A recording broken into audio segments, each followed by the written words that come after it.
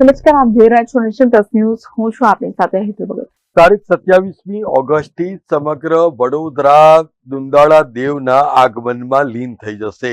ત્યારે ગણપતિના તહેવારને લઈને વડોદરા મહાનગરપાલિકા દ્વારા પણ વિસર્જનના દિવસે વિવિધ કૃત્રિમ તળાવો બનાવવામાં આવ્યા છે. જેમાંનું એક કૃત્રિમ તળાવ નવલખી ખાતે પણ કાર્યરત છે. આજે વડોદરા મહાનગરપાલિકાની ટીમ દ્વારા આ અંગેની તમામ તૈયારીઓ કરી દેવામાં આવી હતી.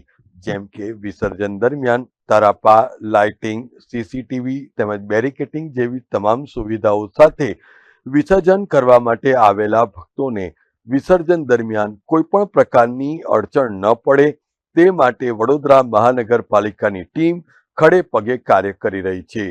એટલું જ નહીં, પરંતુ આજથી આ કૃત્રિમ તળાવમાં પાણી ભરવાની પણ શરૂઆત કરી દેવામાં આવી હોવાનું વડોદરા મહાનગરપાલિકાના હેતલ રૂપાપરાએ જણાવ્યું હતું. આગામી 27 તારીખે ગણેશોત્સવ શરૂ થાય છે. વિવિધ દિવસોમાં ગણેશ વિસર્જનની જે પણ કામગીરી વિસર્જન માટેની આપણે અહીંયા નવલખી ખાતે કૃત્રિમ તળાવ બનાવવાનું આયોજન કરેલું છે. હાલ અત્યારે તૈયારીઓ પૂર્ણ થવાની છે.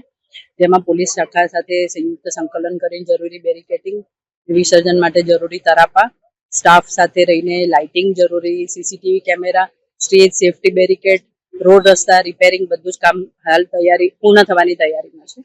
એટલે આપણે વિસર્જન માટે કોર્પોરેશન રેડી છે. Bureau report, Nation Plus News, Vadodara.